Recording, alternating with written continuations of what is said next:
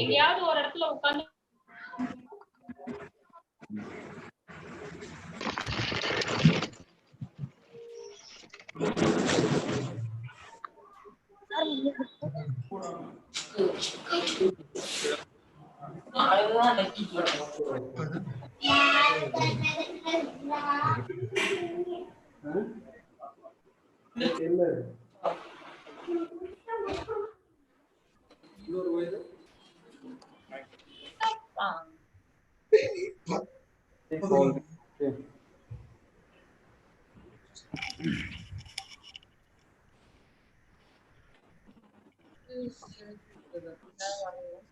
இருங்க இந்த இது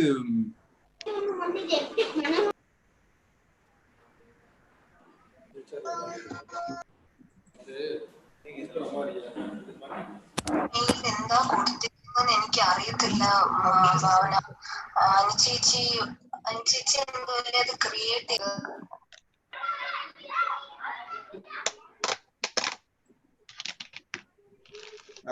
ചെയ്ത് இன்னும் வரலையே பவர் பாயிண்ட் தெரியல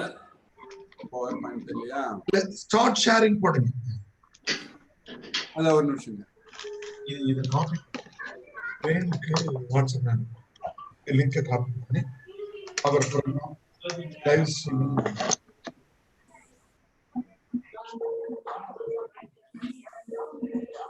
பிரேம் இப்போ யூடியூப் லைவ் போட்டாச்சு நான் அந்த லிங்க் உங்களுக்கு காப்பி பண்ணி இதுல போட்டுருக்கேன் உங்களுக்கு வாட்ஸ்அப்லயும் அனுப்புறேன் வாட்ஸ்அப்லயும் அவர் ப்ரோக்ராம் லைவ்னு போட்டு வாட்ஸ்அப்ல அனுப்புறேன் நீங்க தேவையான பண்ணிட்டு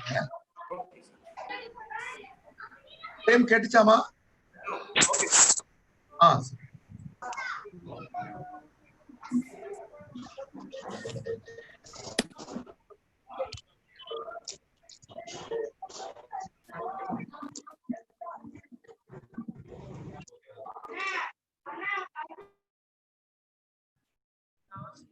சார் சீனிவாசன் சார் நீங்க ஷேர் பண்ணி செக் பண்ணிக்கிட்டீங்கன்னா நம்ம ஒரு தடவை தொடங்கிக்கலாம் டைம் இருக்கு இன்னொரு 4 minutes இருக்கு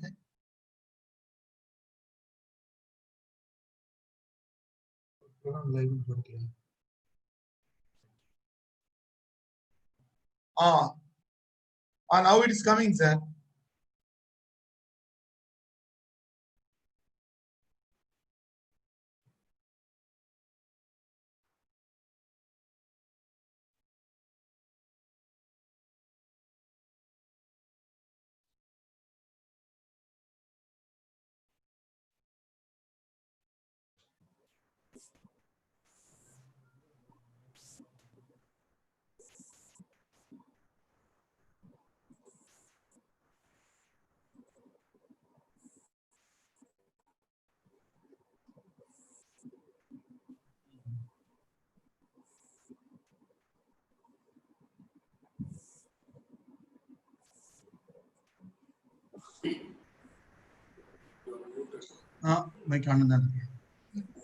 பிரேம் வாட்ஸ்அப்ல அனுப்பியிருக்கமா உங்களுக்கு இந்த யூடியூப் லைவ் ஸ்ட்ரீமிங் அனுப்பியிருக்க பாருங்க அதை நீங்க அப்படியே நம்ம குரூப் உங்க ஸ்டேட்டஸ் உங்க ஃபேஸ்புக் அங்கெல்லாம் போட்டுக்கலாம் சீனிவாஸ் சார் கரெக்டா இருக்கு ஃபுல் ஸ்கிரீன் வைங்க சார் ஃபுல் ஸ்கிரீன்ல வைக்கட்டுமா அந்த சைடுல ஸ்லைட் தெரியுது ஃபுல் வச்சு பாருங்க இல்ல இது கம்ஃபர்ட்டபிளா இதுவும் ஓகே தான் இப்போ இது போதுமா பக்கா சார் பக்கா okay you can stop it now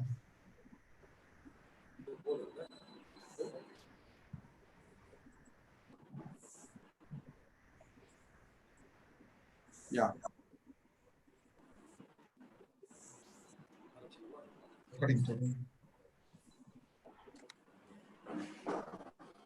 sir shall we start sir இப்ப இன்னொரு கேக்குறேன் தொடங்கலாமே யாராவது செல்லர் எக்ஸாக்ட்டா 10 தொடங்க 1 minute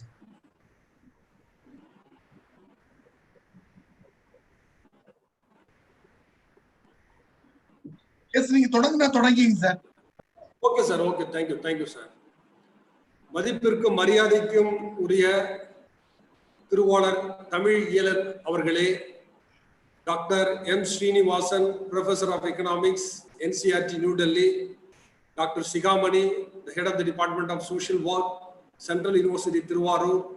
Mr. Prem Kumar, Research Assistant, Sacred Heart College, Autonomous Tirupattur.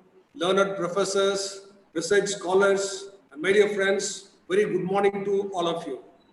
It gives me an immense pleasure and pride to extend a warm welcome to all of you on this second national webinar seminar on one is ICT tools in economics, another one health economics.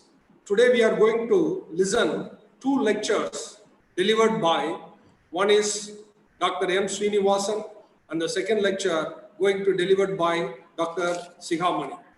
Before that, just I would like to give you a small introduction about the higher education in India because Dr. Srinivasan is going to talk about economics of education and how economic subject should be more relevant to today's need and how to improve the quality of education. So just I want to give you a small information regarding the higher education in India. India is currently passing through a phase of demographic dividend being 2018, where the maximum growth is taking place in the working population in the age group of 15 to 64 years.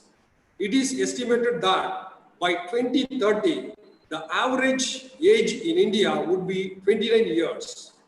And India is one of the largest higher education institutions in the world. Every year, a larger number of young graduates from different universities and colleges are coming out. And recently, according to India's skill development report suggested that only 47% of the Indian graduates are employable and the remaining is unemployed. NASCOM survey shows that only few percentage of the students are employed. Even the new education policy, which proposed an ambitious reforms in higher education. Recently, the new education policy proposed that we are going to double the gross enrollment ratio in higher education and also double the education spending to 6% of GDP in India. Now, only recent days, nearly 40% of the students, they are coming to arts and humanities subjects. Now, this is a situation. Now, the economics of education is relevant today, and indeed was stressed by various commissions and committees, starting with Watari commissions and so on and so forth. Now, some of the questions I would like to raise, that is, how to improve the quality of economics of education. Curriculum needs to be fine-tuned to make it student-centric, addressing the demand for market forces. Teaching methodology should take into account the various technological platforms to make education and learning experience interesting, and infrastructure should be developed. So with this, all this basic information, now I invite Dr. M. Srinivasan, Professor of Economics at NCERT, to deliver his lecture. Before that, I am happy to introduce Dr. M. Srinivasan. He is a professor in National in New Delhi, and he is our alumni and has published many papers in reputed international and national journals. He has also published many books regarding the curriculum of economics, history, and social sciences. He is a person who is always writing many more academic information, and he is used to conduct a lot of training program for school teachers and college teachers. And he is also member board of studies in many universities. Recently, he is a member of framing the syllabus in the Tamil Nadu secondary school education. Such a eminent person is with us. On behalf of the department and college and all of us, I would like to warm welcome Dr. M. Srinivasan. Welcome, sir. Now over to Dr. Srinivasan. Thank you, Dr. Xavier and Sacred Heart College, my alma mater, for giving this opportunity to share some of my thoughts on how ICTs can be used to teach economics effectively.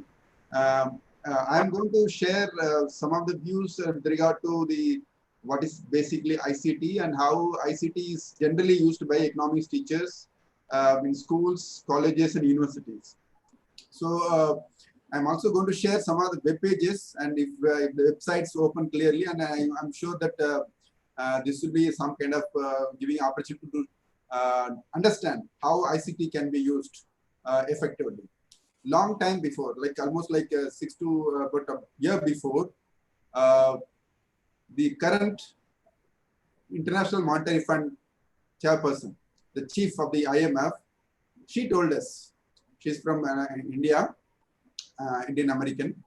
She told us that like we were asking that what books you are referring when you teach economics, and how many books you are having in your shelves. She said, no, I have only one laptop, and in this laptop I have all my books. I stopped reading hard copies of economics textbooks. I read only from digital books. And whatever the books that you are asking me, 400 books that are written 400 years before or last year, I keep all my hard copy, like soft copies. I use only digital books. That was the kind of one of the topmost international agency like IMF. She was telling, I think her name is Gayatri and so on. So she told that digital books are the only sources for learning and teaching and doing research economics. Actually. So today economics has come to that stage that hard copies or visible books like what we are seeing here is no longer required. If that is the case, how we may be teaching in a remote area, or we may be teaching in a small town or a city or cosmopolitan city, how ICT can be used. I'm just going to share some of my thoughts actually. Before starting, why it is necessary. So I'm going to use some of my PowerPoint slides, and kindly bear with me. And if there is any doubt, certainly you can note down and raise at the end of the lecture.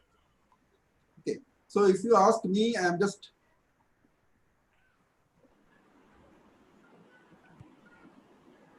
what are the sources available in India to learn economics? The first source is schools. In schools, some fundamental topics, concepts are introduced at the upper primary level from class 6 to 8. In 9, 10, 11, 12, the formal introduction of economics starts. Particularly if you are looking at 9th and 10th syllabus, you see some of the issues like poverty, globalization, food security, development, some of the simple concepts like per capita income, factors of production, they are introduced at the school level. If you look at the college level, in colleges, in some states, the honors courses are available. For example, states like Tamil Nadu, you have a BA economics where students are studying two main papers, and first and second year, and third year, all the main papers. And there are some states like Karnataka, Rajasthan, you see the 3 major subjects. For example, economics, history, political science. So BA arts courses are also offered. So students study that kind of courses as part of BA economics. If you come to cities like Delhi, you have a BA. Yes. Have you started sharing the PPT, sir? Yeah. It is not visible here, sir. Okay, I'll just. Okay, I'm just sorry.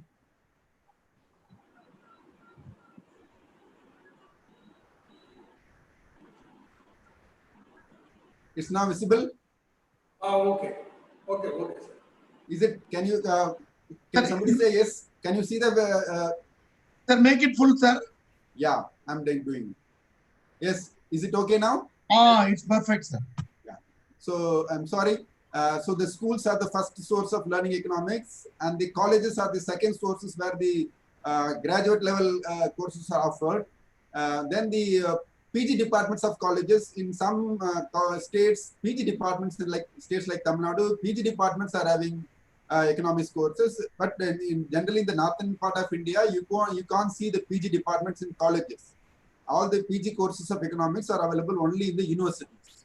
So that is also one major source of learning economics at the postgraduate level.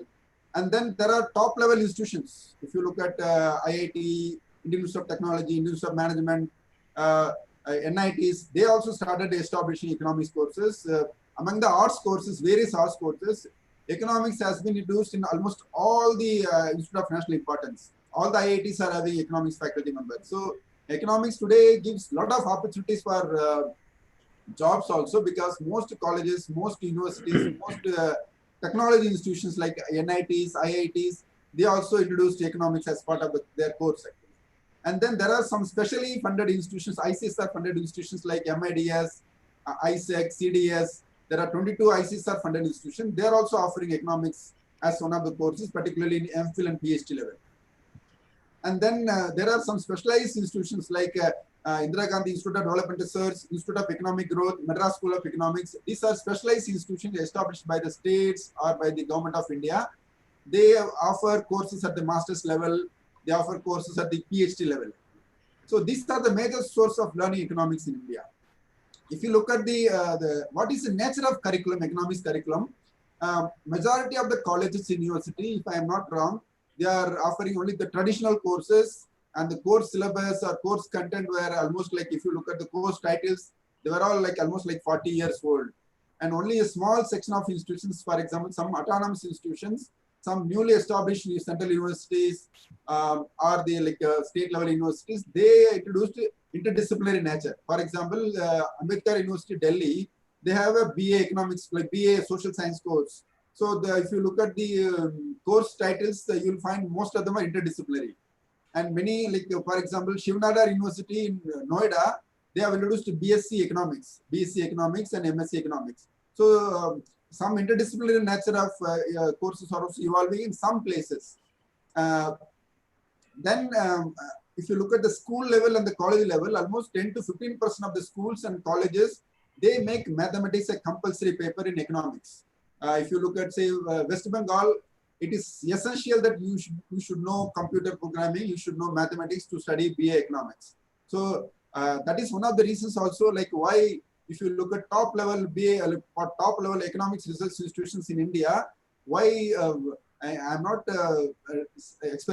sharing in a parochial manner, but most of the institutions, for example, in JNU, when I studied JNU, in JNU, 85% of the students are coming from Kolkata or West Bengal for studying MA economics. If you go to, say, even if you look at Punjab, like Central University Hyderabad, Central University Tiruvarur, and if you look at CDS, you will find Madras School of Economics. Most of the top level economics institutions offering economics courses, there you will find Bengali students from Kolkata, West Bengal are coming. That is also because they learn programming, they learn mathematics when they are studying BA.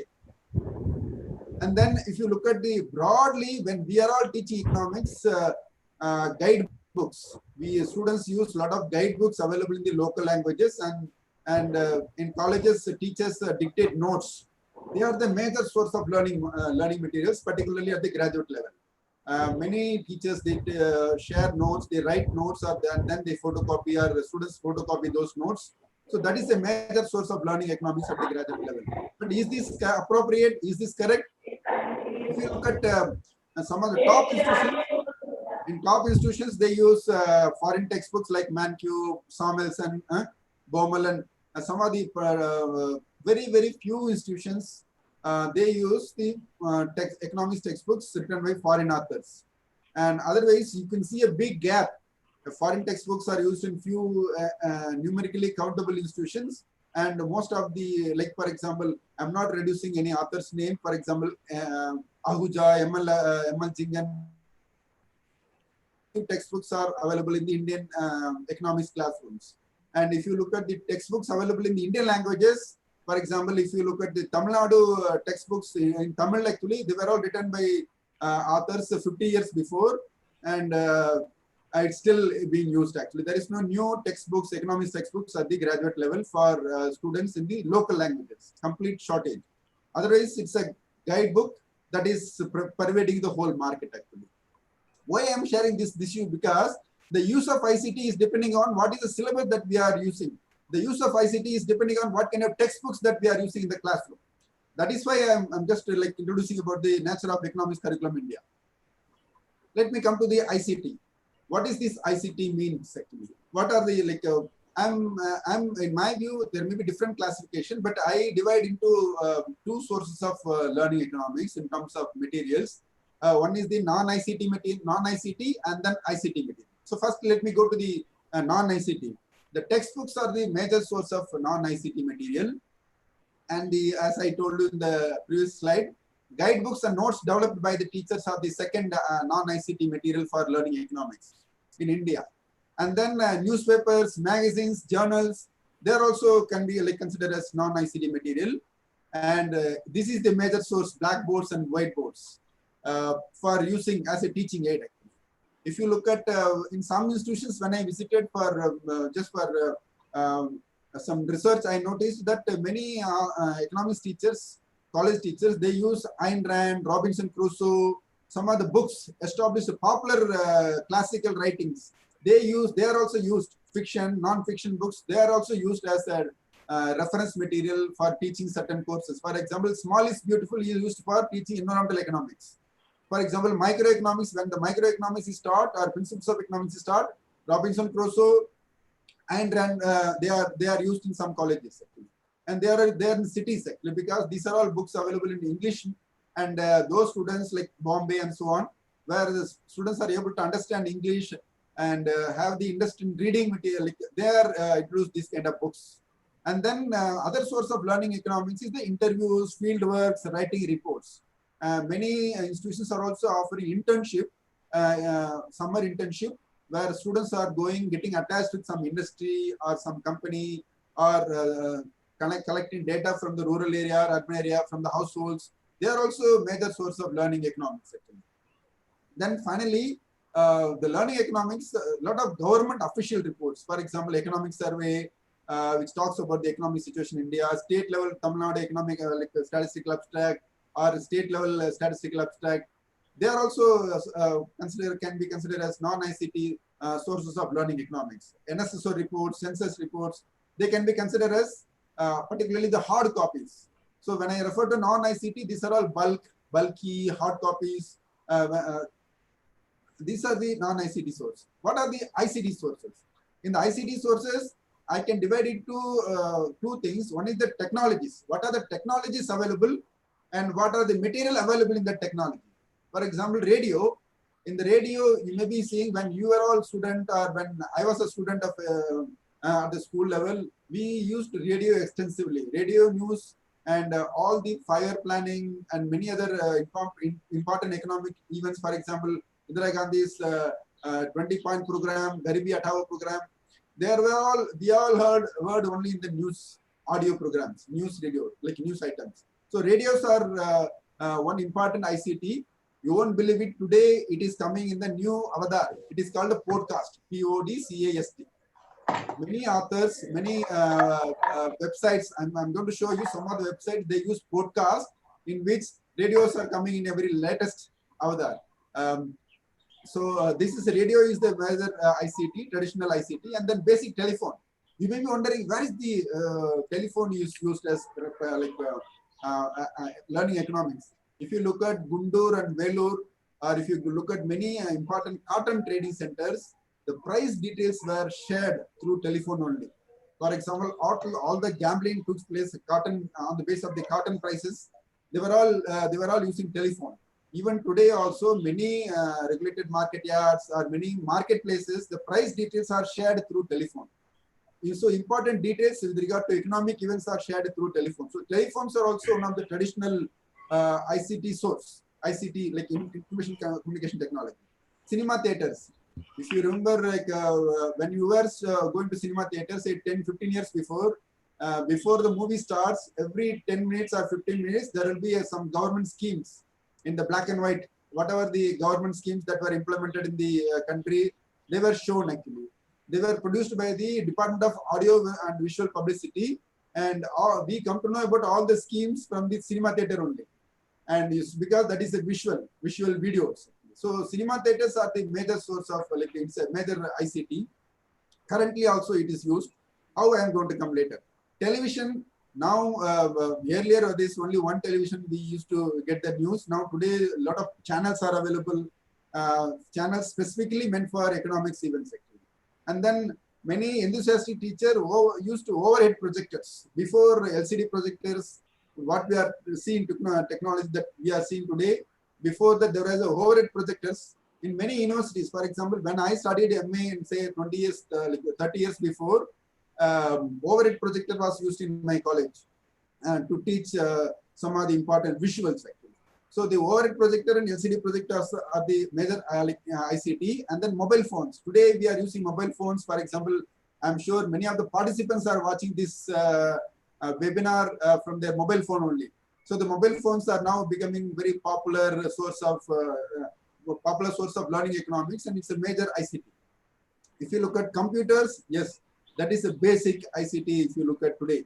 So how this is going to be used, I'm going to come to later. And then internet. This is also one of the information technology. And then this is a new tool, tablets, Kindle. For example, I have a Kindle, which I have some 700, 800 books in my Kindle. So many students are now using Kindle, keep all the popular books, both subject books and the classic novels and important writings. So like important popular books that have been published in the market. So Kindle tablets are the important ICT today. So then you may be wondering, in this ICT, what are the materials available? The materials may be of 4 kinds, in my view. The first material is that multimedia materials, audio videos, documentaries, cinemas, and they are available in the audio format, the way I'm listening. And now when I'm seeing here, it is a multimedia format. And there are digital books. All the digital books and government reports available in the PDF format, EPUB format, and then digital archives. For example, if you want to know the all the happenings in the area of education, you go to the digital archives of NUPA, National University of Education Planning and Administration. You get millions of pages. Digital archives are available. If you look at JSTOR, JSTOR, JSTOR has hundreds of journals articles. They were kept in the archives. So the important articles in the area of economics or in your area of interest, if you want to you can click JSTOR, you can get the digital archives. So the archives are the major source, major materials available in the internet actually. And then hundreds and thousands of websites provide details in the HTML format. So if you look at multimedia materials, digital books and reports, and digital archives, and the content provided in the website. These are the 5 kind of materials available in the ICT. Okay, you may be wondering, what is the use of computer? When I go to my classes, I use computers for various purposes. One is that to type class notes, to make a PowerPoint presentation, or to receive assignments, to check my emails. So the computers are used for multi-purpose. You all know, you may be using right now also, many of you must be using computers. And many teachers, they draw diagrams, all the graphs that are used in microeconomics, macroeconomics, using the programming, using the Python software, or using the even the some other websites, they draw diagrams. So the computers are used for variety of purposes. If you look at the research point of view, for example, if you want to help children to analyze data, develop the analytical skills, I noticed in some colleges, college teachers are giving assignments for students to collect data from the households or the shops or different enterprises, enter the data in the Excel, SPSS, and state on e-views. That is one source of teaching economics to the students. So I also noticed, particularly in the PG level, this is happening. But these days, I see many of the Delhi school students studying in class 12. When they wanted to submit a project for 20 marks, they enter the data in Excel, they analyze, they draw a lot of graphs like pie chart, bar chart, and they submit their reports. So that is one, the second purpose of entering, like research purposes. Third purpose is, so you can do, as I told you, visualization, animation. So to teach a lot of economic theories containing graphs, computers can be used. But this requires some kind of programming logic. So let me I'm just, since I'm given only 30 minutes time, I'm just showing the web page here. You can go to the details of HTTPS. You just type economic graphs. You can go to the website and you can see what is there in the website. And then there are some self-learning material available. For example, all the books are available in the website. You can download the full book. And there are some app-based, for example, WinEcon, WIN, ECON, WinEcon. If you just install that WinEcon, you can learn economics by yourself. It will show step by step you can learn it. Okay, this is another source of learning economics on your own. You don't require any support. It will help you on your own to learn economics. Then these are some of the suggests to learn economics. I'm just giving an important some 5 websites here, and when you get time, please just open it and see. Ideas for India and then ineteconomics.org, and then World Economics Association.org, and then Arthopedia. The Arthopedia is the website developed by the Indian Economic Service Officers of India. They developed a very interesting website. They put a lot of economic concepts in a very simple manner and very authentic concepts. So this is arthopedia.in. And then finally, I would say that as an economics teacher, you must visit this website, www.networkideas.org, because it contains a lot of latest developments, latest writings, new writings. And then finally, I would strongly recommend you that economicsnetwork.ac.uk. This contains a lot of suggestions, lot of courses, lot of materials for how to teach economics. Except this website, no website is giving you how to teach economics. So this is the website will give you a lot of tips on how to teach economics based on the teacher's reflections.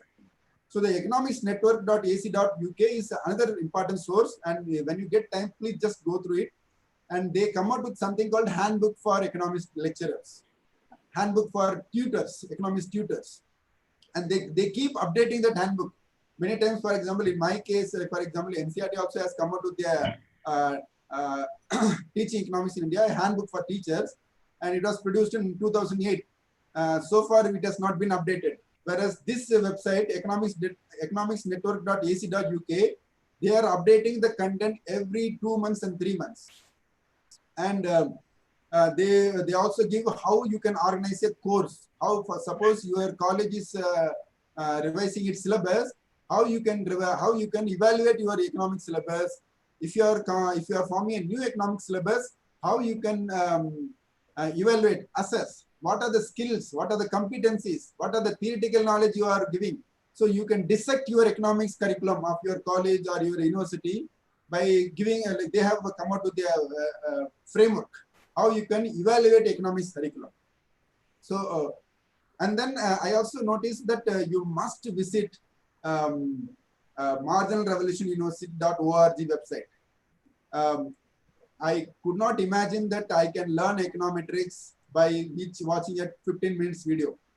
If I'm getting time, I'm going to show you like how this video can be seen. The mru.org is an important website you cannot ignore, and they come out with a very interesting videos actually. So this, I'm sure like if my website is opening, I'm lucky today. So you can look at this page. Can you see this website? Hello, can say? Yes, sir, it is visible. Very good. Thank you, sir. So, for example, like there is a, these videos are all not lengthy 1 hour, 2 hour videos. 10 minutes, 7 minutes, 8 minutes video. Let me give you one example of, I hope I have time, Dr. Xavier. Yes. Yeah, I have 5 more minutes. You asked me 30 minutes, so I have 5 minutes more. Okay. Yes, sir, that's okay. Sometimes the video audio may not synchronize. Let's try to play, sir. Okay, I'll just try.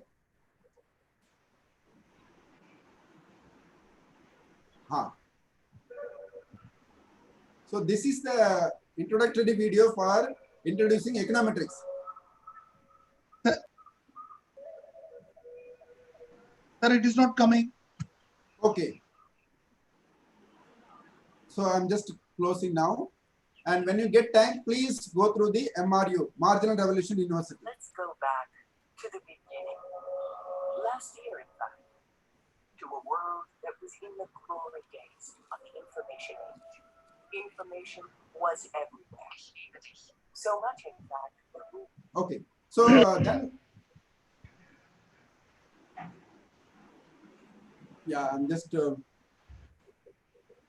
the final one is that I'm just giving this without consent of the one professor in Tamil Nadu, Professor Ramagopal from Annamalai University. He has formed a small group of 500, 600 economists in India. This is the email ID of his group actually, Adam Smith, J.M. Keynes. You can see from the formulation of email ID itself how he is passionate about teaching economics. So if you request this professor that, sir, I want to be a group member in your group, every day or every second day, third day, he goes through the various new developments in economics as a knowledge and new books available in the digital form. He shares with the group actually. For example, with regard to COVID scenario today, in the last 10-20 days, he has shared with us some almost 60-70 articles. I also noticed that he's not just sharing just by forwarding like the way we forward in WhatsApp. He went through the material, he goes through the material thoroughly. Unless it is worth, he does not share. And also, he also receives some of the good materials by others. For example, if I find something very interesting, I share to him, sir, please share to your group. Then he goes through, he vet it, and unless he is convinced, then he shares with the group. I would strongly request you, all of you, please send a request to him that please include your email ID to his group, and daily tips you will get on economic events actually. A lot of developments, various articles, like articles from American Economic Association, journals from American Economic Association to Indian journals, EPW, Economic and Political Weekly, he share important articles. And since he is also teaching for master's level students in Annamalai University, and then he also teaches graduate students. So he has plenty of resources to share with you. You can certainly, I can vouch that please be a member of this group started by the Professor Ramagopal of Annamalai University. And then generally, I'm also a researcher for collecting data. I'm also a curriculum developer for writing textbooks for graduate level and the school level. I do a lot of sources, like these are the sources for the economics research. Ministry of Finance, Economic Survey I use. Economic Survey you get for last 20 to 30 years economic survey. You can download them, keep it now. You can give activity for the data, like a data activity for your students. And then all the NSSO reports from 1970 onwards, they are available in the Ministry of Statistics and Program Implementation. If you are having a will to conduct a research, to write a small paper, see, you are in a college now and you are teaching for students and you have to update all the time. You have to publish articles also. Many times you may be constrained not to go to field actually. You don't have to go to field because hundreds and thousands of research reports are available in the internet itself. So the Ministry of Statistics and Program Implementation, they have a lot of reports, National Sample Survey reports, Central Statistical Organization reports, National Accounting System reports. So all the macro level data you are available, like they are having. Even for example, last year, periodic labor force survey, the employment situation of 2017-18 and then 18-19, it's available in the website. So you can download the data, you can download the report actually. If you want a unit level data, pay a small amount, you can get the unit level data, you can analyze. Then Niti Aayog is a formerly planning commission. So they come out with a lot of statistics at the state level data. State level data, all the development indicators, all the index that they have developed, it is available in the Niti Aayog website. I also noticed the Census of India. I frequently use the Census of India for writing textbook, particularly chapters on population and demography, population on education, on religion. So many of the important demographic features I use Census of website. The Ministry of Agriculture is coming out with the Pocket Book of Agriculture Statistics. Every year they are coming out with the Ministry of Pocket Book of Agriculture Statistics. And then Ministry of Health and Family Welfare, they come out with the report on the health statistics. How many hospitals? So with regard to health infrastructure, health education, how many institutions are there?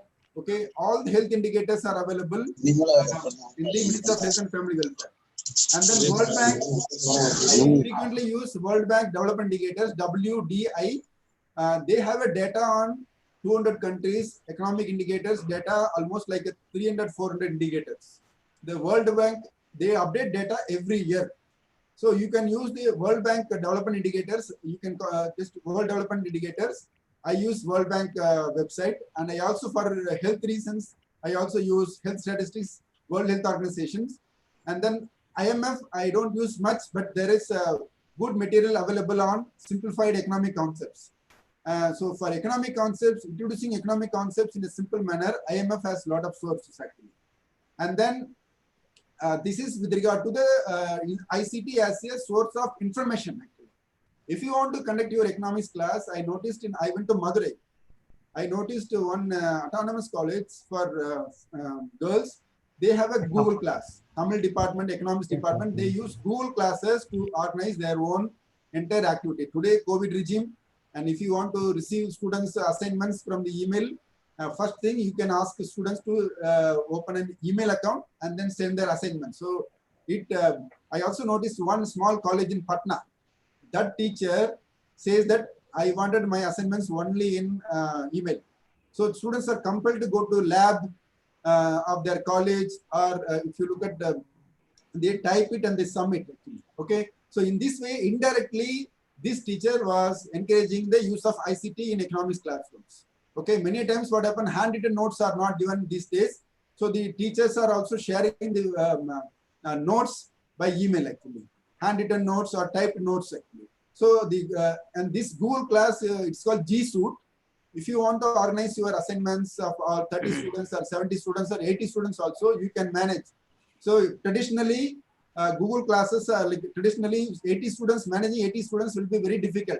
But today, Google classes, if you start using Google class, you can use at least 40 to 80 students at one go. You don't have to do personally look at each and every assignments physically.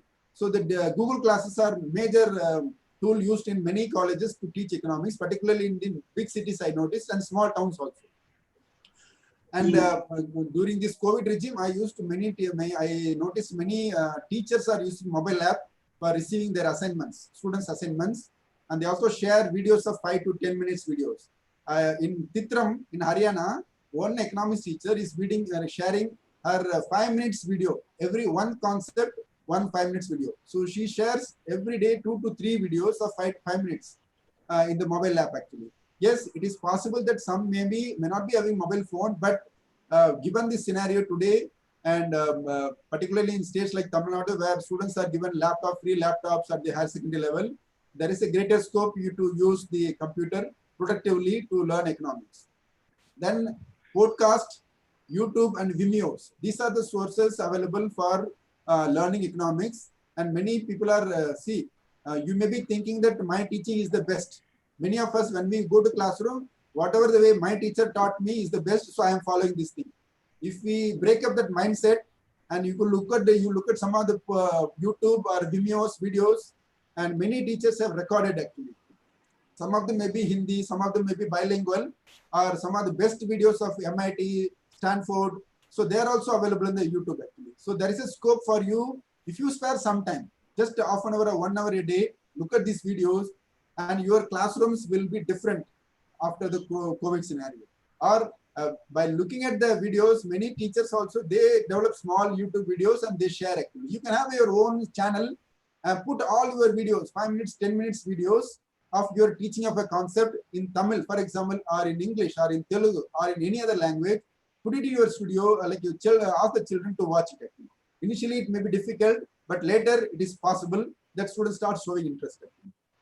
So if I'm summing it up the whole my presentation, I can see that at a secondary level, computers ICT is used mainly for as a user, typing, analyzing data, and presenting project report, browsing internet for the information purpose.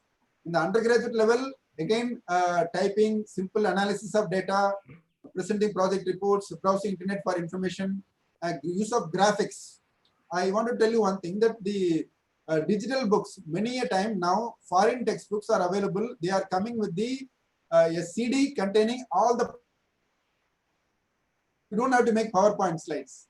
They make PPTs and they put it in their website, like in their CDs. And if there's a good book, for example, Mancu's, all the books are also available in the in their own publishing, Cengage publishers. What they do, they give a lot of activities. They give a lot of new textbook, new questions. The entire question bank, activities, data, they put it in the website actually. Students who are buying the book, they are given a password, a code number. You can go to the website and use that question bank actually. So your teacher, as a economics teacher, your job is getting reduced day by day. You simply have to go and use the material actually. You don't have to make a PowerPoint presentation. You don't have to make a question. But one thing I'm going to come little later, we have to make context. Context is very important. And finally, last row, postgraduate level, programming is required for teaching economics at the master's level. Many teachers do that. I noticed in Delhi school, faculty members, they use programming for drawing graphs in the LCD projector.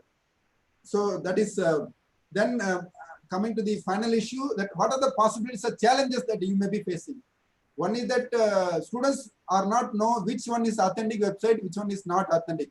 It is economics teacher, you need to know which website is very authentic, so that students can go and explore actually. So your role become much more important than in the past. Then we need to persuade students to develop interest in reading.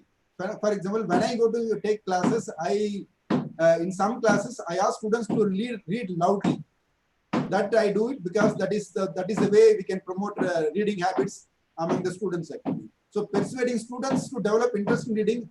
Students may be interested in reading in WhatsApp pages, but opening the textbook, economics textbook, is a major challenge. So you have to persuade. How you are going to persuade to read digital books is one major challenge we have to overcome. Then all the websites of economics promotion, they are coming with the ideologies. For example, if you go to the American Economic Association website, or if you go to the Foundation of Teaching Economics website, they are with the neoclassical framework. If you go to, for example, World Economic Association website, they come out with the ideology of pluralist economics. So all the economists, all the economics information available in the ICT, they contain a lot of ideological background. So you as a teacher have to recognize what kind of ideologies these websites are promoting. So then you can inform the students that how they can recognize the economic ideology. I'm not saying that economics should be taught without ideology. We cannot. Economics cannot be taught without ideological bent of mind. But it is also necessary for us to provide both the ideologies, both neoclassical ideas, both the Keynesian ideas, both and the Marxist idea, and also heterodox economics or pluralist economics. We cannot, because today whole world is filled with the neoclassical curriculum, neoclassical economics curriculum. So we have to provide children both neoclassical curriculum as well as Keynesian theory. Okay, so in that sense, your role to help children to recognize economics ideology is very important. And we may use foreign textbooks. Many people are using textbooks, but they are all based on the examples from America or examples from Europe. Okay, you have to see how you can use Indian examples. So that is becoming very important. Even if you are using foreign textbook, your role to contextualize the examples are very important. Okay, and the translation of foreign textbooks, for example, Mankew's textbooks are translated in 70 languages. Samuelson's economics book text is translated in 70 languages or 50 languages. But in India, we don't translate foreign textbooks for economics teaching. So at least you colleagues will come forward in the coming years to translate the best foreign economics textbooks so that students can benefit. Then you have to authenticate the sources of evidences. Today, a lot of evidences are coming about corruption or economic events, but you have to authenticate whether on what basis this number is there. Okay, and then yeah, we are still grappling with the local languages materials are not available actually. And then websites, please do not believe the websites. Today they will be there, 15 days, after 15 days they will go off from the screen. Okay, so whenever you are downloading, containing, using some material from internet, make sure to note down the website. When do you access the website? Because if you go today, for example, many times what happened when I write chapter, I write the website. And when the books are published, the websites they become abscondent actually. So you have to be very careful when you are using the website whether they are like, and note down the accession date actually. And, see, I am also part of this. If you start looking at the internet browsing, many times you may get addicted to the internet. You may download materials, but you may not be using it. In your computer, my computer also filled with many articles without I am not reading it actually. Okay, so when you are using internet, please make sure that only whichever you wanted, you search it, get it. Don't go for browsing all the time. What will happen? you will get into the cervical spondylitis. For example, last year I got a cervical spondylitis, because of which, believe me, 6 months I was almost like bedridden. I did not see the monitor, computers. I was told that don't look at the touch the laptop. So if you are using internet for continuously browsing without important requirement, you will get into repetitive stress injury in your neck. You will be having a running problem. And then please, yeah, I'm just winding up. So and then this is the inequality. Rural students will be at the disadvantage. It is the economics teacher. By supporting students, we can make teaching of economics better. Okay, and thank you for the participation and for giving this opportunity. Thank you, Dr. Srinivasan. A very nice and good presentation. It's really very informative and very useful. Now I invite Mr. Prem Kumar to propose a vote of thanks and introduce Dr. Sigamani for the next paper. Thank you, sir. Now I'm happy to introduce our another resource person, Dr. Sigamani. Dr. Sigamani is an professor and head, Department of Social Work, School of Social Sciences and Humanities, Central University of Tamil Nadu. He has been a visiting professor at the School of Public Health, University of Minnesota, USA, and Nanjing University of Finance and Economics, China. He has authored articles of national and international repute published by Macmillan, Sage, Springer, Wiley, Elsevier, BMC, Bloomsbury, and EPW. And he published 15 academic reference books published by Springer, Macmillan, and Bloomsbury. He is a recipient of a prestigious Raman Fellowship hosted at the School of Public Health, University of Minnesota, USA. He is a distinguished researcher credited as being the principal investigator of a major research project funded by ICSSR and external research project funded by ICMR and co-PA of Global Spotlight Research Project funded by University of Minnesota, USA and co-PA of Indo-US 21st Century Knowledge Initiative Project funded by UGC through United States India Educational Foundation. And also, he has conducted research in various areas relating to new public health management, drug delivery system, public-private partnership in the healthcare, occupational health, and women health. With this brief introduction, let me hand over the session to Dr. Sigamani, sir. Over to Dr. Sigamani. Happy morning to all. Yes. Sir, can you see the slides? Sir, slides is visible? Yes. Okay, okay, voice is okay? Okay. Okay, great. Let's continue.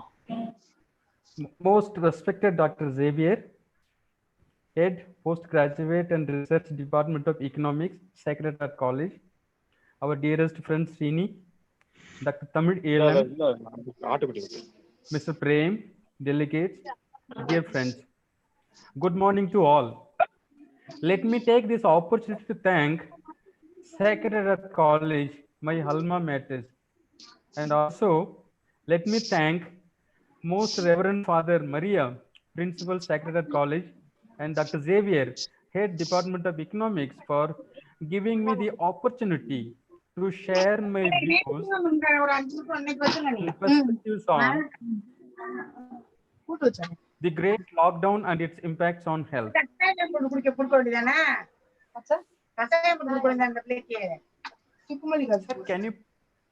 you please mute participants the participants audio?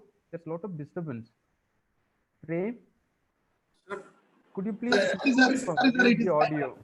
Sir, it is done. Please continue. Oh, that's great. Sir, right now it's like 10:45. How many minutes I will have, so that accordingly I will structure my lecture? Maybe 30 to 35. Okay, that's great, sir. Thank you. So this work is a small initiative I would like to dedicate to the entire team, helping professionals, doctors, nurses, paramedics, the other professionals working in hospitals, police, other departments, and also victims of COVID. Today's work, my talk, so I have structured it like this. So 10 sections. The first part would be I'm going to explain means the outcome of my work, like outcome of today's discussion. What would be the learning outcome? Followed by a brief introduction and data source. So whatever ideas I'm going to share, some of them my own, others are based on the available data. So followed by the background and objectives of this particular talk, and then COVID-19 emerging challenges and perspectives, especially the issues, emerging issues, followed by the control strategies. So the great lockdown as part of one of the control strategies, followed by the conceptual framework of the lockdown. So I'm going to explain what is lockdown, how it is done, what would be its implications on health, and then policy implications. At this current scenario, what should be the role or what could be the role of the multi-stakeholders, not just only the government, all other stakeholders, donor agencies, civil society organizations, government, as well as the community, individuals. And then followed by, so what should be the public sector to do to address the current scenario? Harvard School, Kennedy School of Governance came up with an excellent framework for redefining and redesigning the state's programs and functions to deal with the great lockdown. So I'm going to share that part also at the end of my talk, followed by the concluding remarks. Now, lockdown, very interesting. So this picture shows says like, where is everybody? So the main philosophy of lockdown, all of us, we should stay at home. But that's what not happening across the globe. So the key messages for my talk today. So at the end of my talk, we would realize the importance of first thing first. That means during the lockdown, it is state's responsibility to save lives and protect livelihoods. Both are important.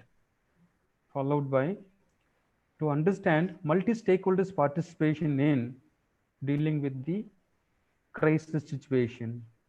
And then regulators versus citizens. Like here I'm talking about both state as well as citizens should take a conscious effort to follow self-discipline as well as to follow the guidelines. Across the globe, international organizations, state governments, central government, they came up with the guidelines for the implementation of lockdown. So each and every individual should follow the prescribed norms and guidelines. Then the next outcome would be healthcare. So through my talk, I'm going to share my views on health is nothing but beyond biomedicine. If you look at the lockdown. Sir, Sigamani, sir. Yes, sir. Sir, one request, sir. Could you please hold your mic near your mouth, sir? Yeah. So health beyond biomedicine perspective, I'm going to share a rapid response. Sir, is it okay now? Yes. Okay.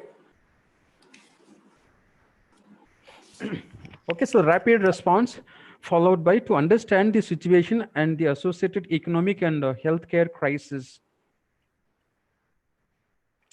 So the background, the largest national lockdown in the world. So one of the most serious challenges in the world faced in recent times across the globe, whether it's a developed country or developing country, so whichever part of this country, almost everyone is facing this problem. Total cost, including the opportunity cost, is yet to unfold. So a restriction on economic activities, including no production during this period. So firms are unable to sell their products and services. High economic and social cost around the world involved as part of social distancing, lockdown, and quarantines. Changes in production and consumption pattern, because it's a critical period. Then the share market crashes, closure of business operations. Sending millions of workforce back home. Now the problem, bringing them back to the industries, the production system, again is going to be a major challenge for our economy. So borders have been closed. There are no transport facilities during the lockdown period. Value chains have been disrupted.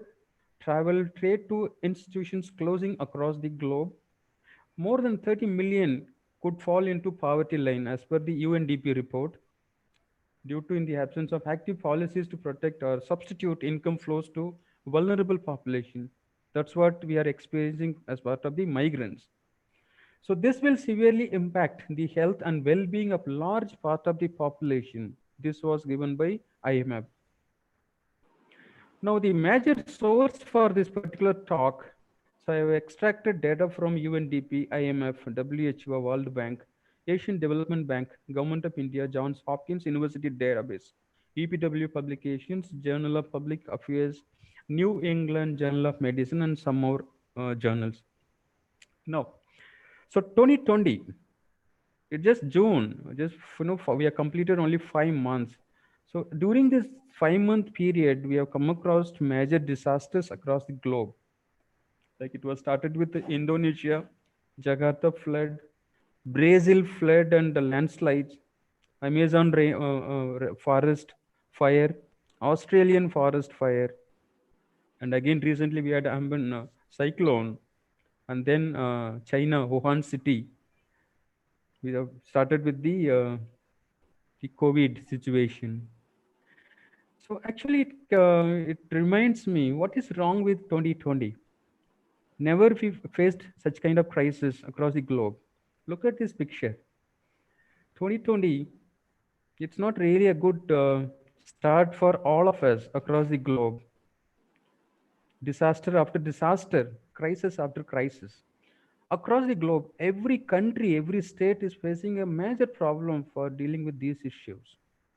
Because their plan, their situation, everything need to change, as per the requirements. Therefore, the public health measures are required to show the spread of virus, protect lives, and allow healthcare system to cope up with.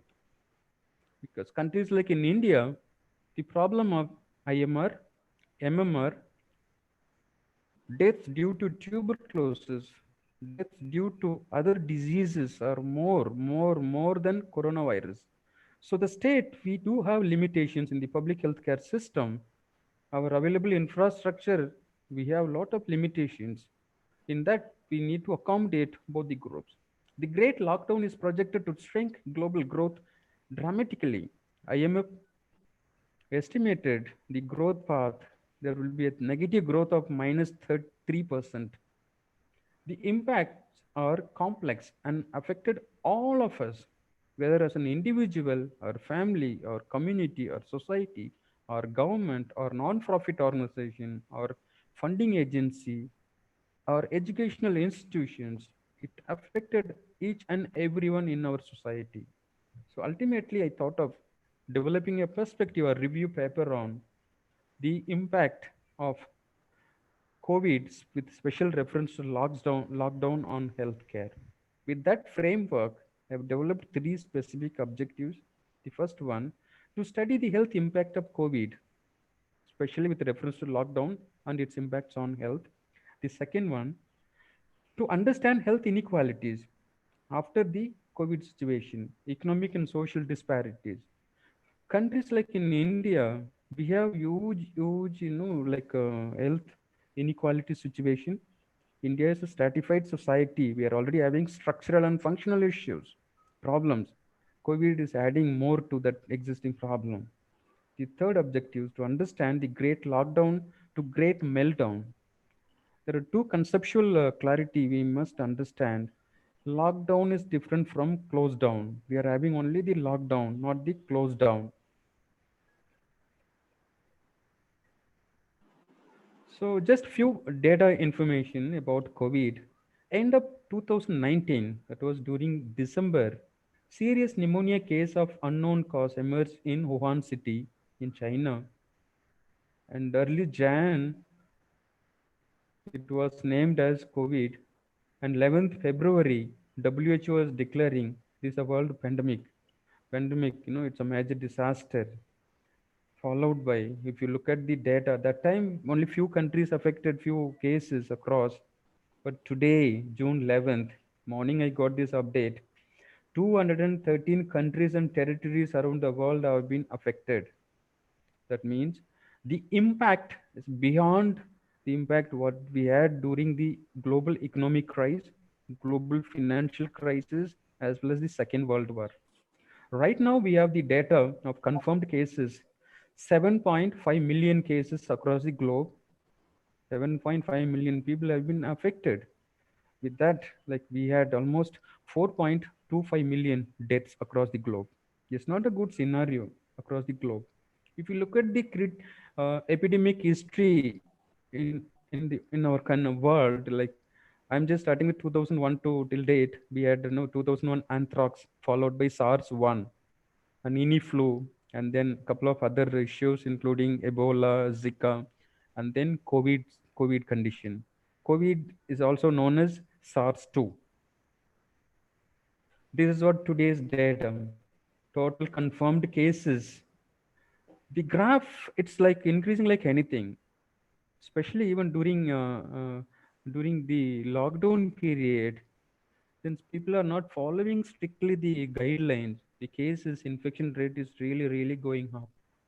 So across the globe, that's what this day before yesterday's data, we have like almost 7.5 million confirmed cases and 4.25 million deaths due to COVID. So COVID is not sparing anyone across the globe. All of us, whether individuals from United States, Germany, Italy, France, India, China, and it's across the globe, all over. Every it affected almost everyone. Now, there is a problem with reference to India, the critical situations. Right now, the spread, it's like anything. It's like kind of wildfire every day. The spike, it's every city more than 2000 or more than 1500, even during the lockdown period. That means it's right time we must rethink our strategies to control the COVID infection. Look at this graph. The phases. First case was spotted in like 13th of Jan in Kerala. Actually, the screening started 17th across the airport. The first case was spotted in Kerala, and then followed by the WHO declares the pandemic situation, and then they advised us to follow social distancing norms.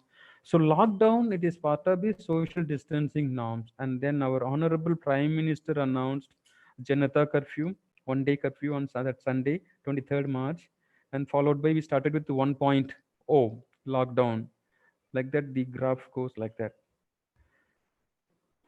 Now, social distancing, that is the center, social distancing, and then following the lockdown strategies, which will definitely, which will help in terms of like infection rate will come down.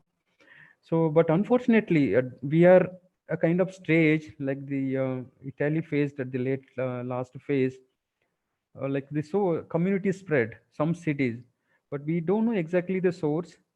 The community spread, the person will have the disease, the virus infection without any symptoms. It would be difficult to identify the source. But now, what is the problem in that situation? The problem would be there will be a mass spread. It would be difficult for the health workers to identify the source as well as the symptoms. For example, cities like Delhi, Mumbai, Chennai, we're having a mass infection. So life in lockdown situation. So the global growth projected to fall to -3%. This makes the Great Lockdown the worst recession since the Great Depression and worse than the global financial crisis. By Dr. Geeta Gopinath, IMF chief economist. So the criticality of the lockdown and containment measures. One of the major philosophy of the lockdown is to save lives and also to provide alternative livelihood opportunities. So it is again projected that next coming days there's going to be huge spike in terms of the number of cases as well as death rates. So critical step for containment measures, it is really needed. Restrictions on travel, suspension of visa facilities have been implemented strictly at that point of time, especially 1.0 lockdown. Infection prevention control and clinical management protocol has been implemented to ensure availability of medical equipments in the form of PPEs, N95 masks, and ventilators. So we had a major impacts on economy. These are the observations from Asian Development Bank. Due to the lockdown, the economic activities was affected in many ways. Production, distribution, consumption side disruptions, sharp decline in domestic demand, restrictions on trade and business, large scale uncertainties, lack of access to health infrastructure and resources due to the travel restrictions. So, workplace closures during the COVID 19 pandemic.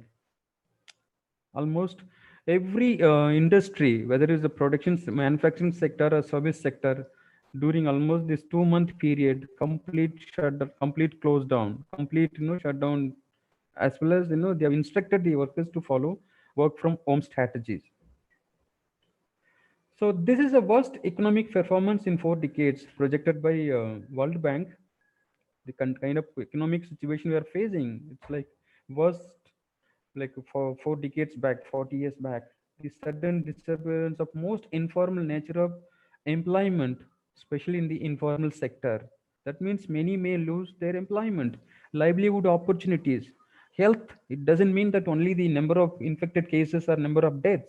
Health means providing the employment opportunities, livelihood opportunities.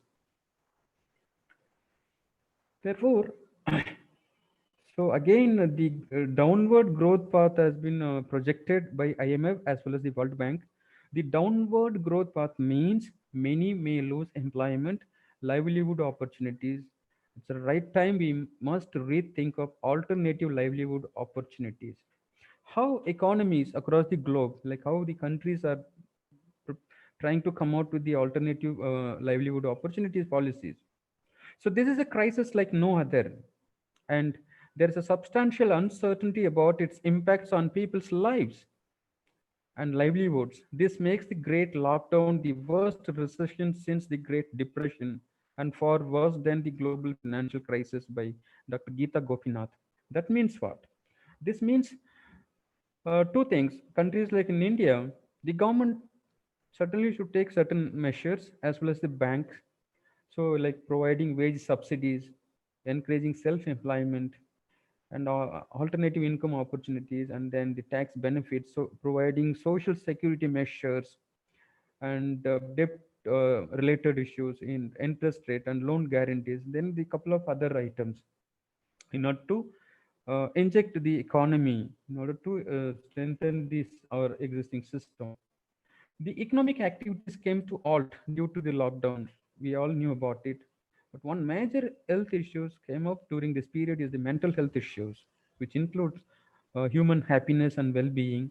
So internal linkages, that means the internal linkages between economic, social, and environmental developments. Lockdown can increase the chances of exposure to disturbed daily routine. 3 states in our country had some innovative methods to implement the lockdown thing. Kerala introduced extensive testing centers, contract tracing, community mobilization, and setting up temporary shelters for migrants. Odisha developed crisis precautions based on their cyclone learning experiences.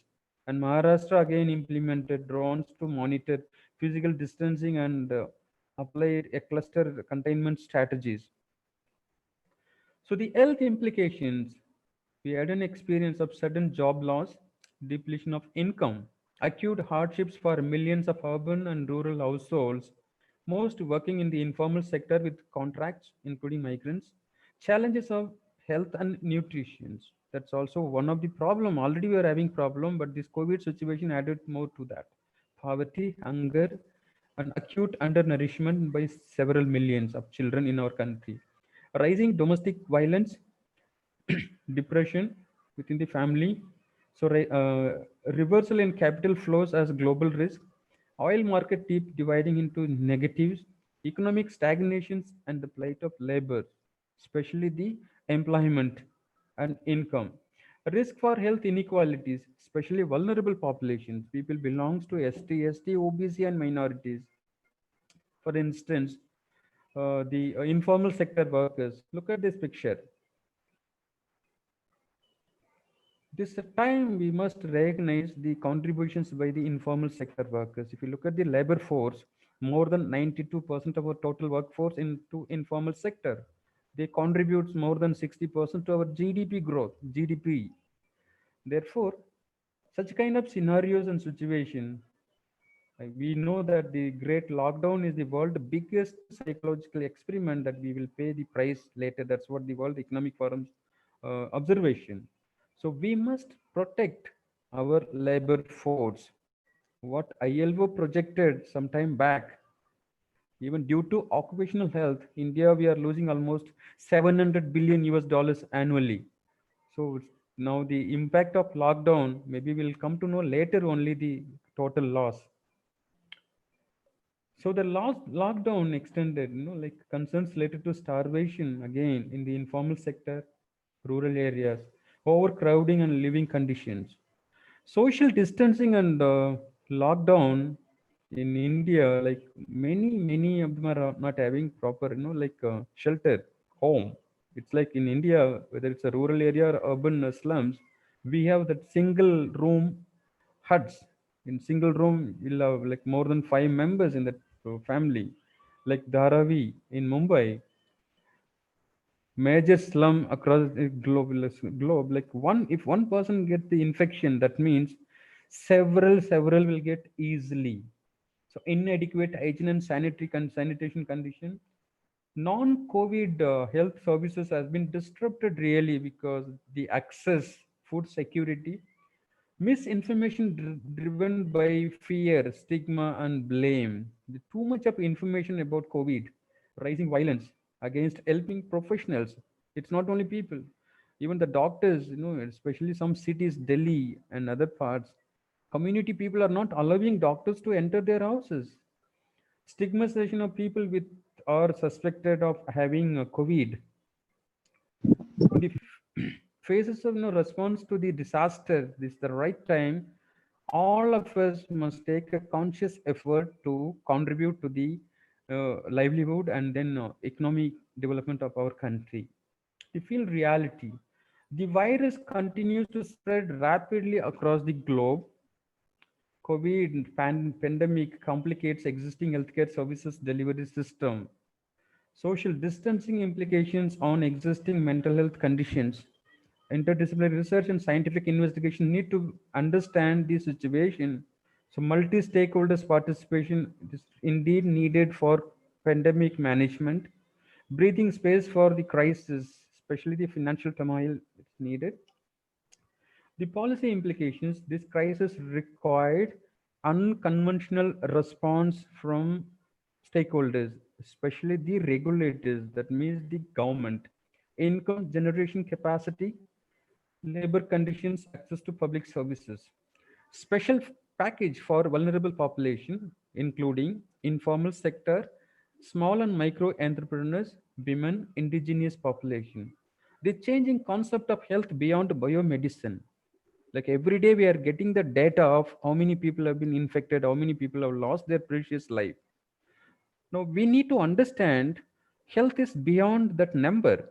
That means how many of them have lost their employment, livelihood opportunities, how many children are dying due to pneumonia, how many children are dying due to other elements, how many individuals are dying due to tuberculosis, other issues. Therefore, this is the right time we must recognize and realize the changing concept of health beyond biomedicine, direct and indirect cost of health, especially on development, infrastructure, and industrial growth. So the COVID, it is, as I said earlier. So the COVID, it's like challenges of international community. Global health cooperation is really needed. The crisis management, investment in emergency preparation is also needed. So the coordinated funding for the public health emergencies is really needed across the globe. Each and everyone need to support others. Access to measures to prevent, treat and control the COVID situation. The one concept, one of the most important concepts, global health diplomacy, the role of multi-stakeholders participation, including WHO, World Bank, IMF. So still we are having certain issues, like it can lead to national emergency if the number continues like this.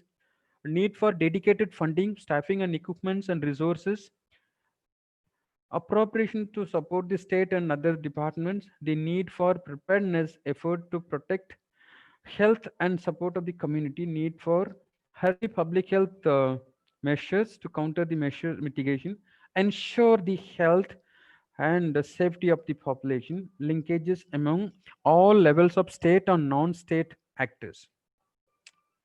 So here I'm classifying the multi-stakeholders, international level, which includes multilateral organizations and also bilateral organizations, informal institutions including G8, G20, and then the other initiatives like GFATM, Rollback Malaria, Gates Foundation, regional organizations like European Union, ASEAN, and AU, and PAHO.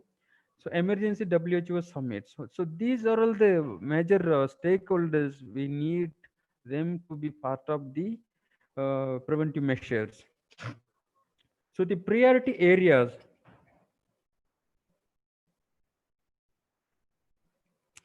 would be mostly on the preventive aspects, to assess the global health landscape, accept and recognize epidemiological and environmental economic crisis. We need to strengthen the health regulations, tobacco control. Actually, WHO have already notified that the smoking will add more issues to the COVID cases, because that led to lung infection. Innovative infection control is needed. The global health collaborations, universal coverage, and then it's the right time we must accept and realize the importance of public health surveillance. So the other issues are access to vaccination. Like now, the drug discovery is going on. It's a minimum 14 to 18 months time they may take. So incentives for early reporting, failure to prevent antimicrobial resistance, migration of health workers from developing to developed countries.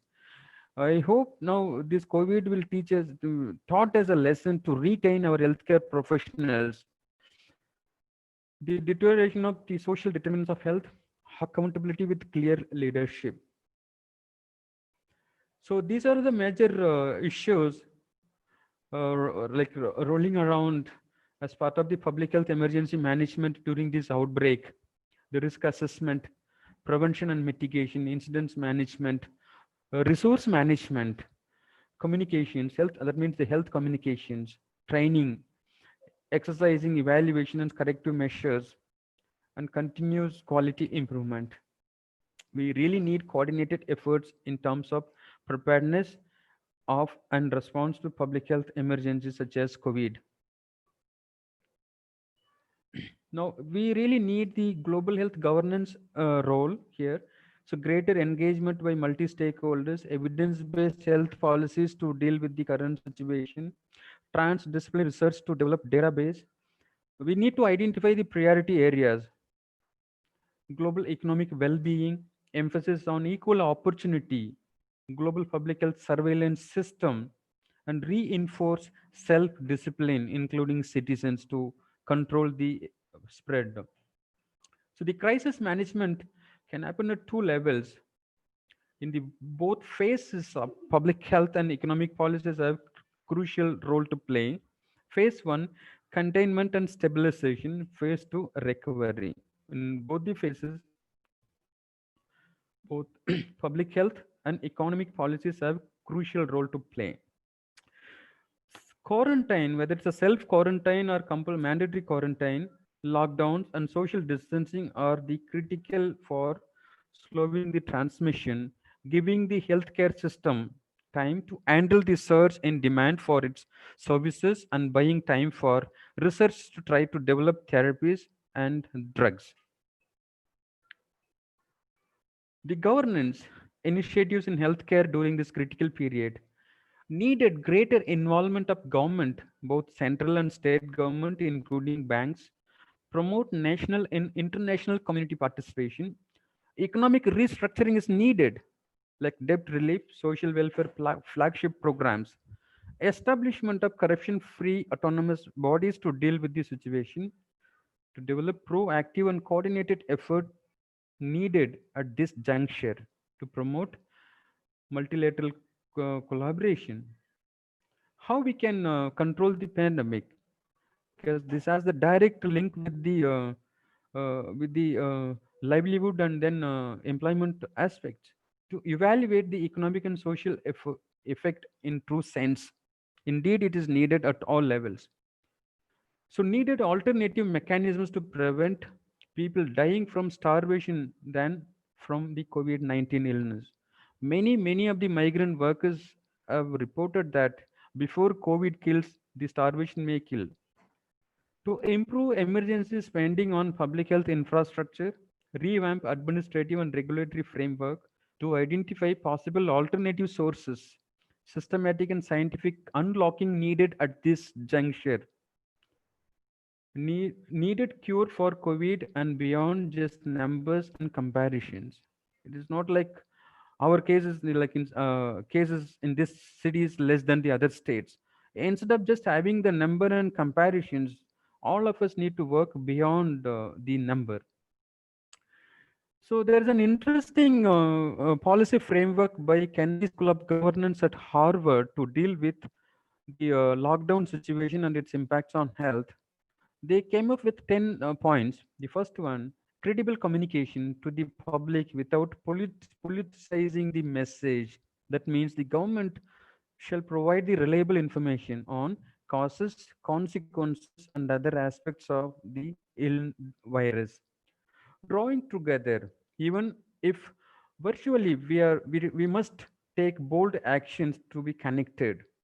The public sector must lead a all of society, like the global approach to mitigate the impact of COVID-19. That means bringing that kind of integration, social, economic, infrastructure, and environmental aspects. Government need to focus on providing authoritative information via multiple sources to ensure accurate data, to slow the spread so that we don't stress our health system all in once.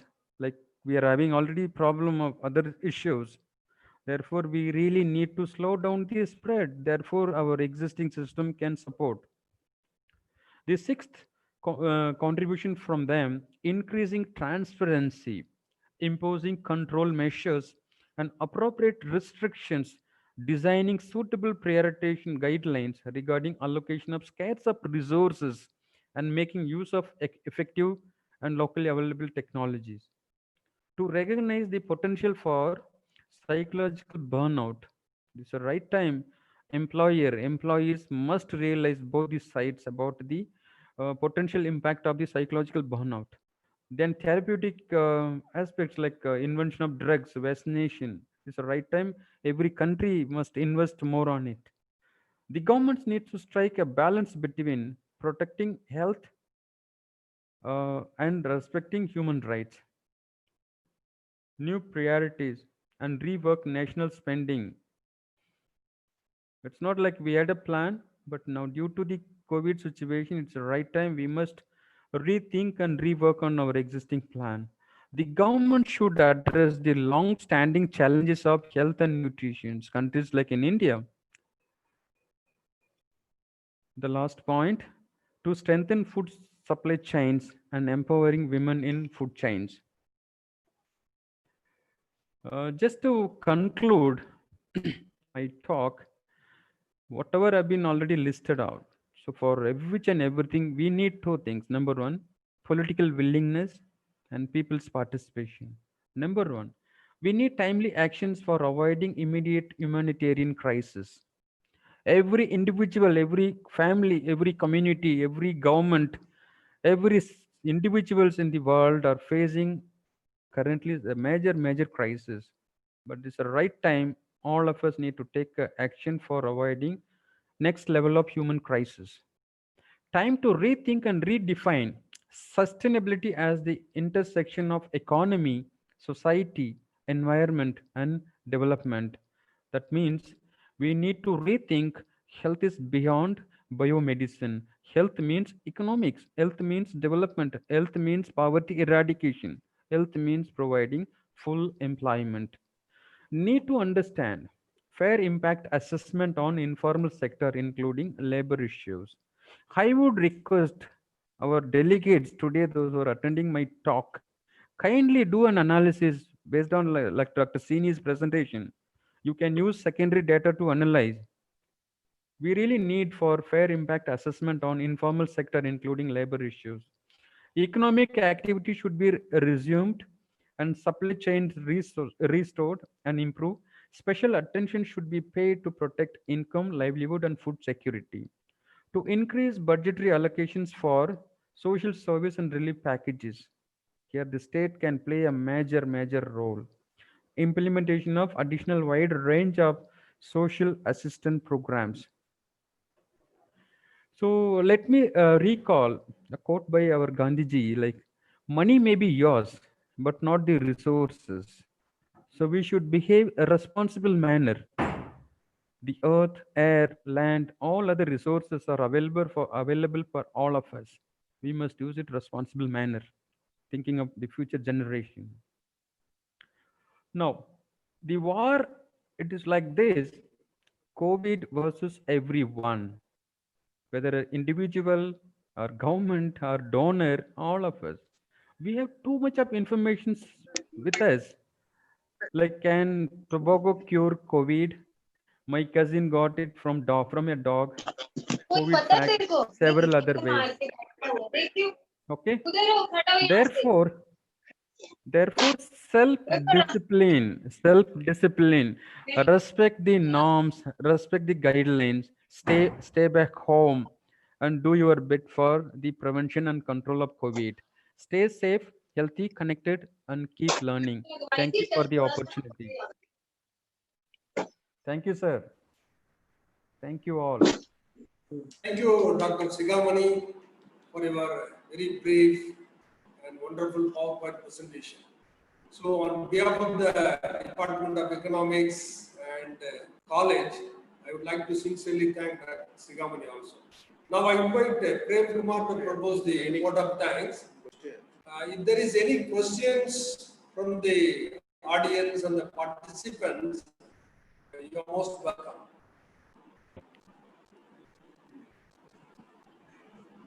Good job, Sigamani. Thank you, sir. Hi, Dr. Sini. Nice to see you.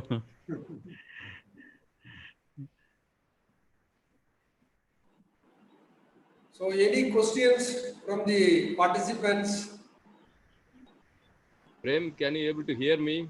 Yes, sir. Yeah. Just this is a question to Dr. Srinivasan. Yes. Sir, regarding the students of economics, you know that we are moving to the next phase of teaching learning process. Can we include certain subjects like big data, cloud computing, Hibernate, or as you said, the Python, Zoho, all these subjects in our curriculum, so that the students of economics, when they land up after the completion of the degree, they can enter into ICT or IT industries? Yeah, Sir, please. It's a very good suggestion actually. Like, in fact, actually, the data, the cloud computing, and so on, they are at a higher level actually. In my view, actually, I need to see that the bachelor level, at BA level, our students need to be well versed with the minimum of Excel, SPSS, PowerPoint. These are the basic elements that they wanted. They need to be introduced actually, because Excel these days is coming out with a large database. You can manage the Excel actually. So at the graduation level, BA level, if simple Microsoft Office programs are taught to the students, at MA level,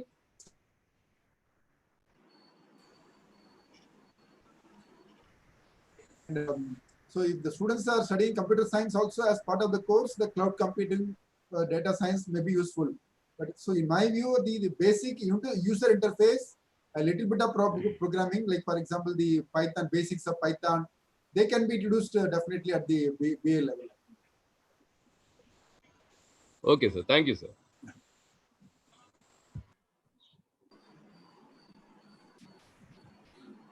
Yes, I think Shankaran, you want to say, you want to ask some questions? Yeah, voice. Just unmute your voice, Sankaran. You can unmute your mic and ask questions. Somebody have already unmuted, you can ask questions. Shankaran sir, please.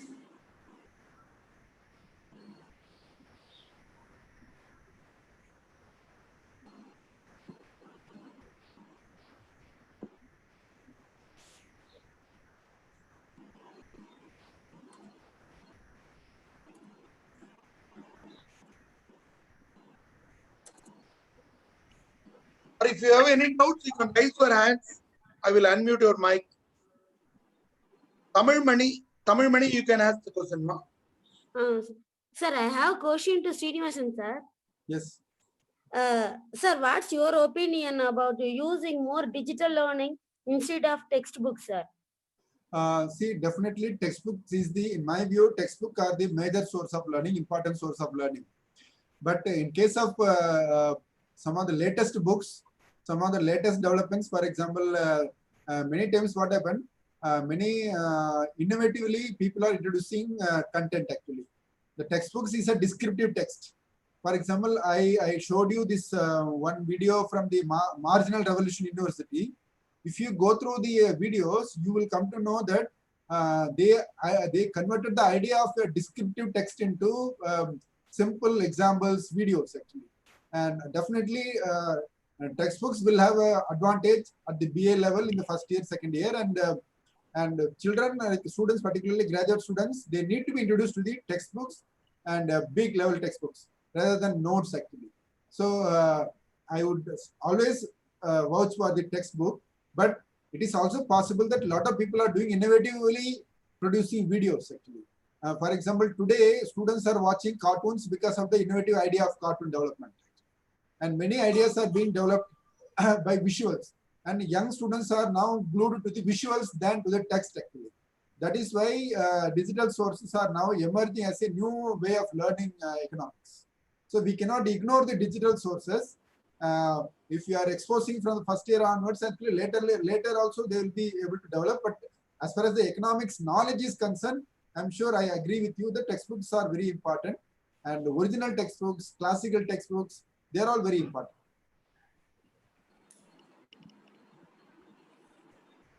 Thank you, sir. Yeah.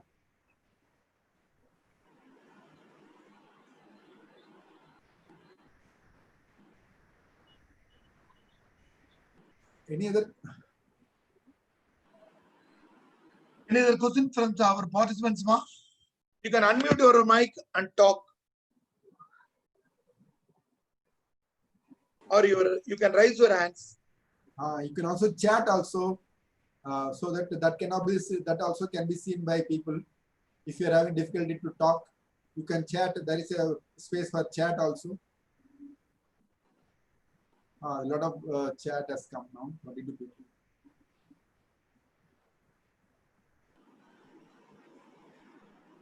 If you are able to see some questions on chat, you can read it out.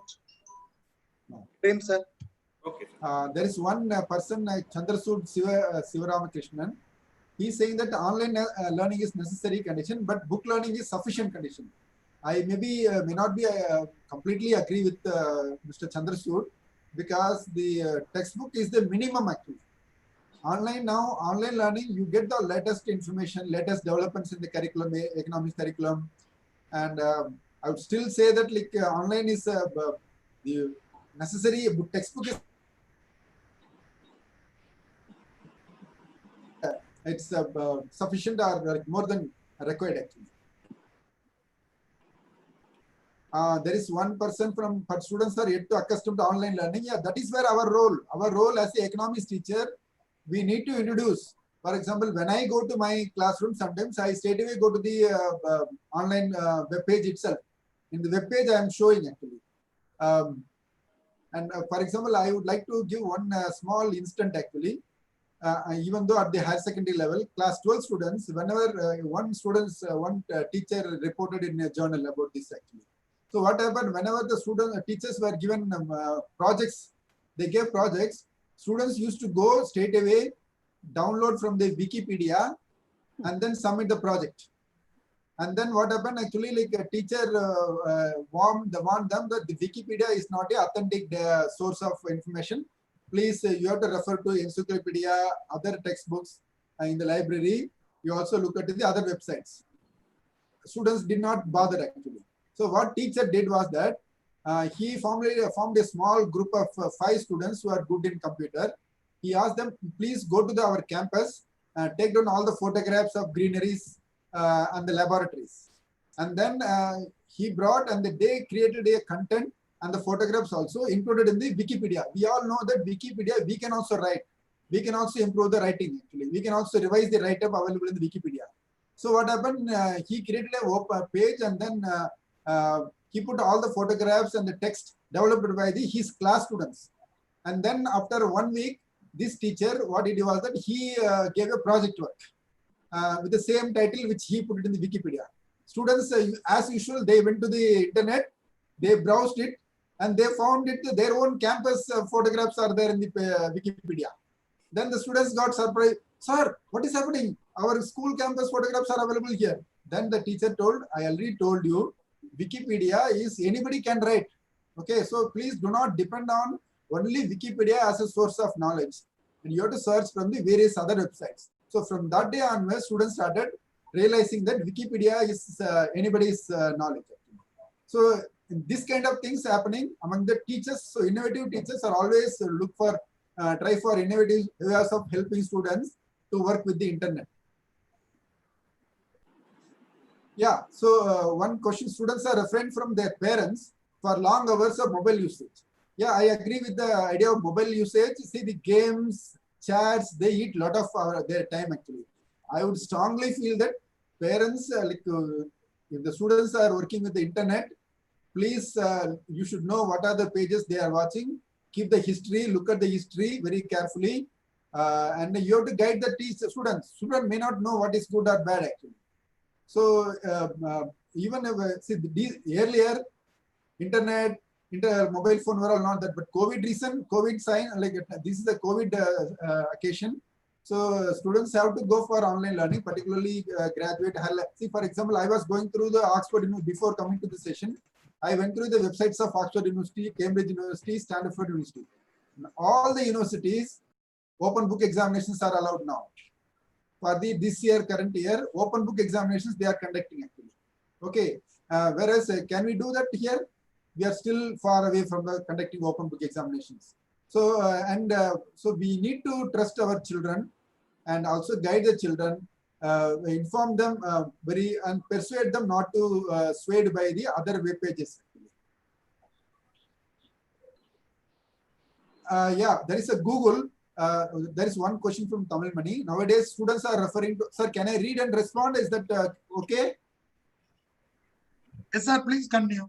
Yeah. Nowadays, students are referring to Google for their assignments instead of book. It is short and clear, but they cannot understand in detail, sir. What can we do? So what generally we do, at least among the teachers and students I work with actually, see, the internet is not a final destination for everybody. They have to refer to variety of sources. Many times it may not be available. They have to go back to library. Particularly some of the historical events, historical issues, they have to go to refer to library, and we need to guide the students that encyclopedias are the very authentic sources of information. The encyclopedias available in bulky volumes. If you go to Sacred College Library, also 26 volumes, 30 volumes of encyclopedias are there. So they are the major source of learning. Students can be promoted to go to library, refer to encyclopedias, because all the encyclopedias are not available in the internet. So the internet cannot give everything free. But for example, the dictionaries, words, the mobile phones are, I use translation of single words, translation or meaning for single words, mobile phone. So in Tamil, English, Hindi, I use it actually.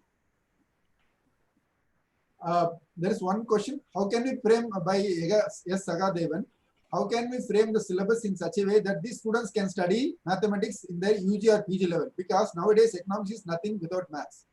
I would strongly recommend that your board of studies should decide, or your university, you have to write to your university that please include one paper of mathematics. Now most of the universities are including one paper in mathematics at the UG level.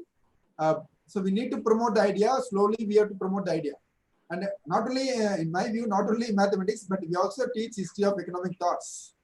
Without, even in America, like in undergraduate courses of, say, Cambridge University, Oxford University, or many other places where I went to Minnesota also. So many of the economics departments, they have a logic, philosophy, history.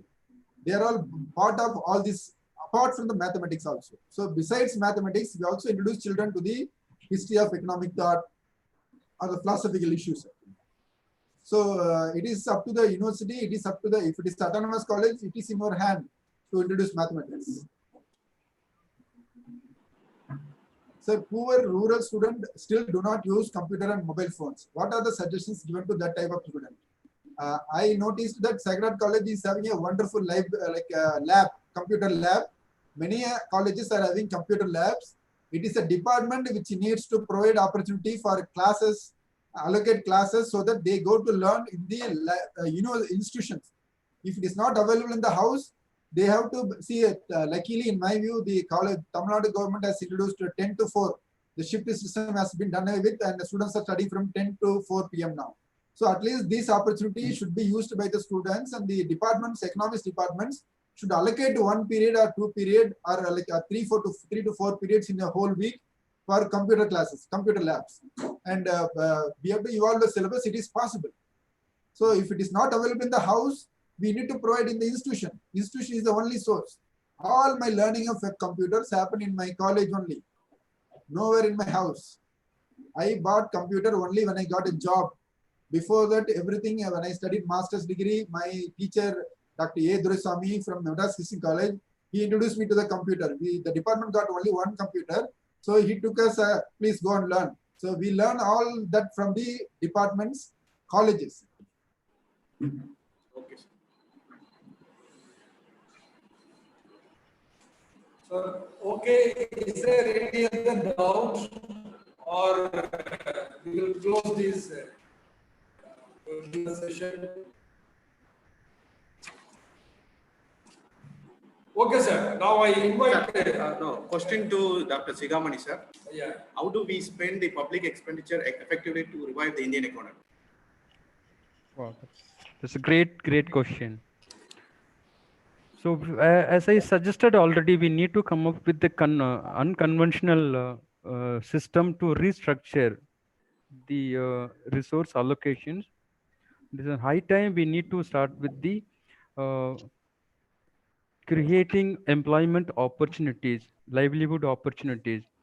This is a time the government need to first recognize and realize the importance of informal sector labors. So therefore, the start point should be from the informal sector and infrastructural sector and banking.